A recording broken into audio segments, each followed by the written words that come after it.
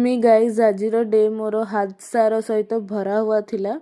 तो आज दिन बहुत ही भल आरंभ होता। मुझे लक्षेश्वर मंदिर दिन ऑफिस रे थिला लंच जेहेतु नॉनवेज बहुत सारा ऑप्शन थिला गोटे केमती नॉनवेज फ्रेगनेंस आसुला। तो मुझे वेज रे केवल कॉर्न वगैरह खाई पळे आसी कंपनी देकिना फिर मुझे ऑफिस स्टार्टिंग रु जाइली पूरा सकाळु सेतेबेले मो आखिरे गोटे कौन बाजिला भाया लगे बट तार 5 ରୁ 6 घंटा पर मुझा धूली भाभी से एते ही मत इरिटेट करे आरंभ करता। मु डॉक्टर को देखी फिर पता चलला कि सेठी गोटे पोकोटे पस जाइए से चली चली मो आखि सारा स्क्रैच कर देछि जो ब्लीडिंग भी हवा आरंभ हो जाइछि। तो ताकू सिरिंज थ्रू रू बाहर कराला और एटा गोटे बहुत ही पेनफुल प्रोसीजर थिला मो पई।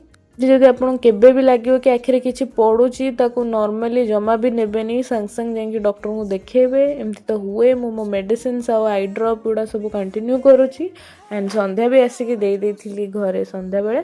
That's it for today. देखा पुणी गोटे नुआ वीडियो सहित। Till then keep loving keep supporting.